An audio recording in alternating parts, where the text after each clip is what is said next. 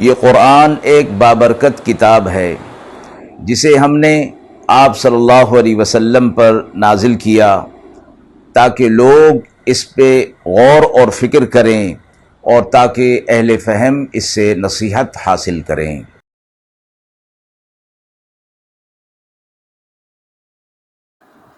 بسم اللہ الرحمن الرحیم۔ السلام علیکم ورحمۃ اللہ وبرکاتہ۔ ناظرین کرام، درس قرآن مجید کے آج کے اس پروگرام میں ہم سورہ نوح کی آیت نمبر 21 تا آیت نمبر 28 کے حوالے سے موصول ہونے والے سوالات کی روشنی میں تفصیل پیش کریں گے۔ مذکورہ آیات کے حوالے سے پہلا سوال ہے کہ حضرت نوح علیہ السلام کی قوم کا بت پرستی پر اصرار کیوں تھا اور اللہ کے نبی کی تبلیغ کے باوجود وہ کیسے گمراہی میں مبتلا رہے۔ دوسرا سوال ہے کہ حضرت نوح علیہ السلام کی اللہ سے مدد اور قوم کی تباہی کی دعا کا کیا پیغام ہے اور یہ ہمیں کیا سبق دیتی ہے۔ اعوذ باللہ من الشیطان الرجیم،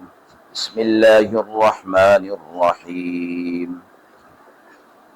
قال نوح رب انہم عصونی واتبعوا من لم يزده ماله وولده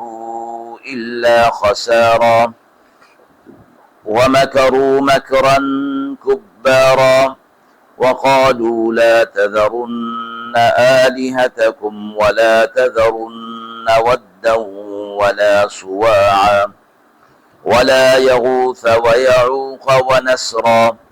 وقد أضلوا كثيرا ولا تزد الظالمين إلا ضلالا مما خطيئاتهم أغرقوا فأدخلوا نارا فلم يجدوا لهم من دون الله أنصارا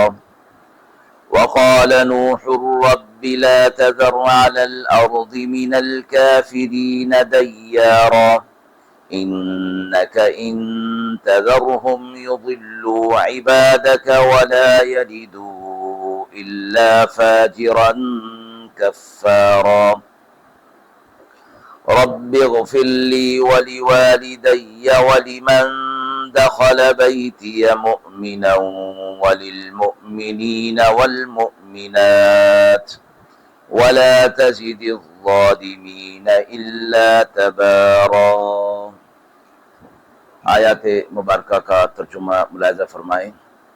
کہا نوح علیہ السلام نے، اے میرے رب، انہوں نے میرا کہا نہ مانا اور مانا ایسے کا جس کو اس کے مال اور اولاد سے زیادہ خسارہ ہوا، اور دعو کیا ہے بڑا دعو کرنا، اور بولے ہرگز نہ چھوڑیو اپنے معبودوں کو اور نہ چھوڑیو ود کو اور نہ سوا کو اور نہ یغوث کو اور یعوق اور نصر کو، اور بہکا دیا بہتوں کو، اور تو نہ زیادہ کرنا بے انصافوں کو مگر یہ کہ بھٹکنا۔ کچھ وہ اپنے گناہوں سے ڈبائے گئے، پھر ڈالے گئے آگ میں، پھر نہ پائے اپنے لیے انہوں نے اللہ کے سوا کوئی مددگار۔ اور کہا نوح علیہ السلام نے، اے رب نہ چھوڑیو زمین پر کافروں کا ایک گھر بسنے والا، بے شک اگر تو چھوڑ دے گا ان کو بہکائیں گے تیرے بندوں کو، اور جو جئیں گے سو حق کے انکار کرنے والے ہوں گے۔ اے رب معاف کر مجھ کو اور میرے والدین کو، اور جو آئے میرے گھر میں ایماندار اور سب ایمان والے مردوں کو اور عورتوں کو، اور گناہ گاروں پر بڑھتا رکھ یہی برباد ہونا۔ مذکورہ آیات کے حوالے سے پہلا سوال ہے کہ نوح علیہ السلام کی قوم کا بت پرستی پر اصرار کیوں تھا اور اللہ کے نبی کی تبلیغ کے باوجود وہ کیسے گمراہی میں مبتلا رہے۔ ان آیات میں حضرت نوح علیہ السلام کی قوم کے کردار کو واضح کیا گیا ہے کہ انہوں نے اپنے آباء و اجداد کے نقش قدم پر چلتے ہوئے بت پرستی کو اپنا رکھا تھا اور اللہ کے نبی کی تبلیغ کے باوجود اس باطل راہ کو چھوڑنے کے لیے تیار نہ تھے۔ حضرت نوح علیہ السلام نے انہیں ایک اللہ کی عبادت کرنے اور بت پرستی ترک کرنے کی دعوت دی، لیکن قوم نے اپنے سرداروں اور بزرگوں کی تقلید میں حق کی مخالفت جاری رکھی اور نوح علیہ السلام کو برابر جھٹلاتے رہے۔ یہ آیت ہمیں بتاتی ہے کہ جب انسان حق سے روح گردانی کرتا ہے اور باطل کی تقلید کا راستہ اپنا لیتا ہے تو وہ ہدایت کو قبول کرنے سے انکاری ہو جاتا ہے۔ حضرت نوح علیہ السلام کی قوم کے بت ود، سواع، یغوث، یعوق اور نصر تھے، جن کی انہوں نے پوجا کی اور ان کے بزرگوں نے انہیں گمراہی میں مبتلا کر دیا۔ یہ صورتحال ہمیں اس بات کی تعلیم دیتی ہے کہ نجات کا راستہ اللہ اور اس کے رسول کی اطاعت میں ہے، نہ کہ باطل روایات اور جاہلانہ تقلید میں۔ مذکورہ مفہوم کے لحاظ سے جو حدیث مبارکہ ہمیں ملتی ہے، حضرت ابو ہریرہ رضی اللہ تعالی عنہ سے روایت ہے کہ رسول اللہ صلی اللہ علیہ وسلم نے فرمایا، ان الدین یسر ولن یشاد الدین احد الا غلبہ، دین آسان ہے، جو دین میں سختی کرے گا دین اس پر غالب آ جائے گا۔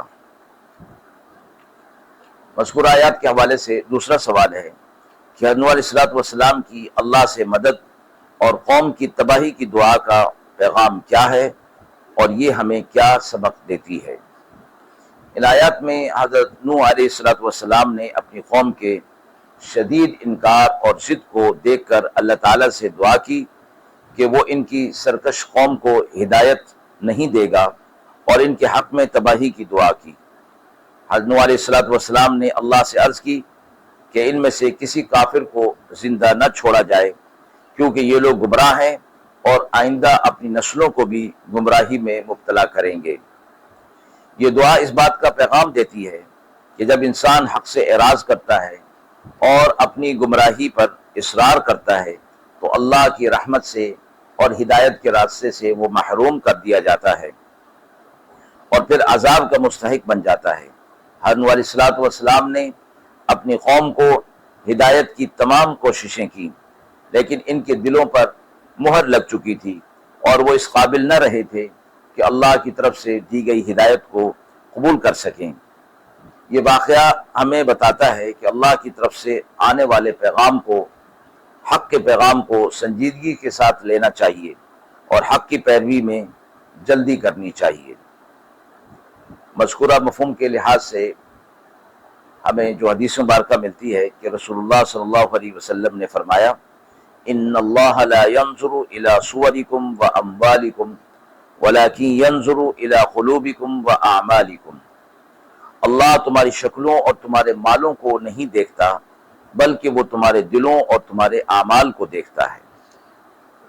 ناظرین کرام، ہم امید کرتے ہیں کہ مذکورہ سوالات کی روشنی میں جو تفصیل پیش کی گئی وہ آپ کے لیے قابل اطمینان ہوگی۔ اس حوالے سے آپ کے بھی سوالات ہوں تو ضرور کمنٹ باکس میں دیجیے، انشاءاللہ ان کے جوابات دینے کی پوری کوشش کی جائے گی۔